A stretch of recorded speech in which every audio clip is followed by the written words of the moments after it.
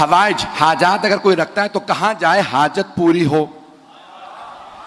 تو بتایا گیا کہ ایک باب الحوائج ہے 7ویں امام. اب 7ویں امام کیسے باب الحوائج ہے پیش کرنا چاہ رہا ہوں, سنیے گا, تھوڑا ساتھ دیجیے گا میرا.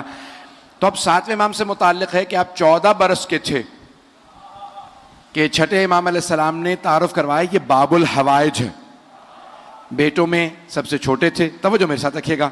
تو چوتھے بیٹے ہیں, اور بالکل جب گہوارے میں تھے تو ایک امام کے شاگرد ہیں, کہتے ہیں کہ میں امام کے گھر ملنے گیا تو دیکھا چھٹے امام گہوارے میں کسی بچے سے فصیح و بلیغ عربی زبان میں کلام کر رہے ہیں. تو میں کہیں ہنسنے لگا, مولا آپ بچے سے باتیں کر رہے ہیں؟ تو چھٹے امام جلال میں آئے, کہا یہ بچہ نہیں ہے, حجت خدا ہے. یہ عام بچہ نہیں, یہ حجت خدا. کہا میں بڑے ادب سے بیٹھا سننے کے لیے. تو چھٹے امام کچھ دیر باتیں کرتے رہے. کہا تعجب میرا یہ ہوا کہ وہ جو گہوارے میں تھے وہ بھی بڑی فصیح و بلیغ عربی زبان میں جواب دینے لگے. توجہ ہو, ایک اور جملہ یہاں پیش کر دوں, یہ ہمارے 12 اماموں نے دنیا میں آتے ہی کلام کیوں کیا؟ توجہ, پہلے امام نے بھی, دوسرے تیسرے 12ویں امام تک سب کے لیے ثابت ہے دنیا میں آتے ہی کلام کیا.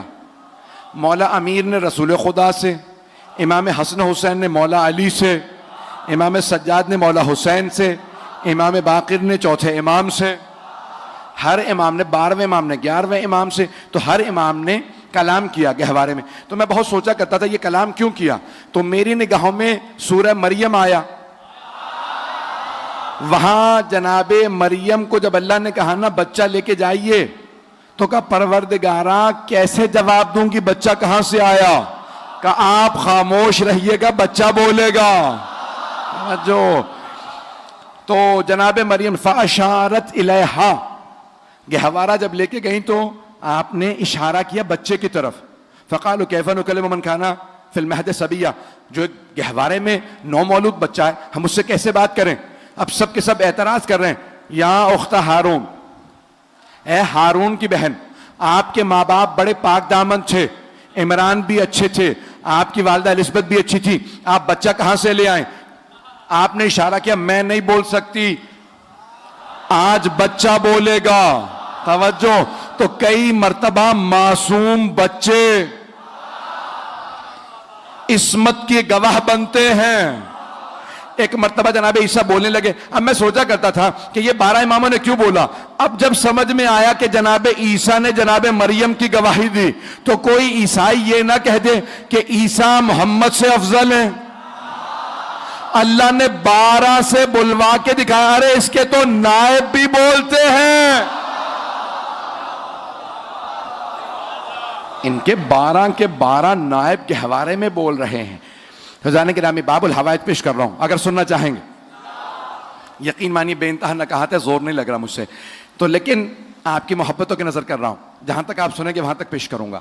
کہ 7ویں امام 14 برس کے ہیں, تو امام نے کہا یہ باب الحوائج ہیں. چھٹے امام نے کہا, اور باب الحوائج اشارہ کیا, اور دیکھا امام چھٹے امام پڑھاتے تھے. جب پڑھاتے تھے تو اس میں صرف شیعہ نہیں آتے تھے, اہل سنت کے بھی بڑے بڑے علماء پڑھنے کے لیے آتے تھے. امام ابو حنیفہ شیعہ نہیں تھے, پڑھنے آتے تھے, امام پڑھاتے تھے. کبھی نہیں کہتے تھے جب تم امام نہیں مانتے تو پڑھنے کیوں آتے ہو. توجہ, امام مالک بھی پڑھنے آتے تھے, امام ابو حنیفہ بھی پڑھنے آتے تھے, امام پڑھاتے تھے. ارے یہ تو چلے پھر مسلمان تھے, یہودی عیسائی آتے تھے, یونان کے بڑے بڑے فلسفی آتے تھے پڑھنے کے لیے. چھٹے امام کبھی نہیں کہتے تھے کہ ارے جب مانتے نہیں تو پڑھنے کیوں آئے. امام کہتے تھے اصول یہ ہے کہ پڑھاؤ, جو عظمت سمجھ کے مان لے اسے آنے دو, جو نہ مانے اسے جانے دو. وہ اور ہوں گے جو تلوار سے منواتے ہوں گے, ہم علم سے منواتے ہیں. تو اب یہ امام نے اشارہ کر کے کہا یہ تمہارے باب الحوائج ہیں, میرے بعد تمہارے امام ہیں. تو اب سب کے سب چھٹے امام کے فرزند 7ویں امام کو دیکھ رہے ہیں 14 برس کے. کم مولا, آپ نے بتایا ہے کہ کھلا ہوا در, اس کے سامنے نماز نہ پڑھو, جلتے ہوئے چراغ کے سامنے نماز نہ پڑھو, کھلی کتاب کے سامنے. توجہ بڑھتی ہے. تو آپ کے فرزند کھلے در کے سامنے نماز پڑھ رہے ہیں. کچھ لوگ تو پہنچ رہے ہیں.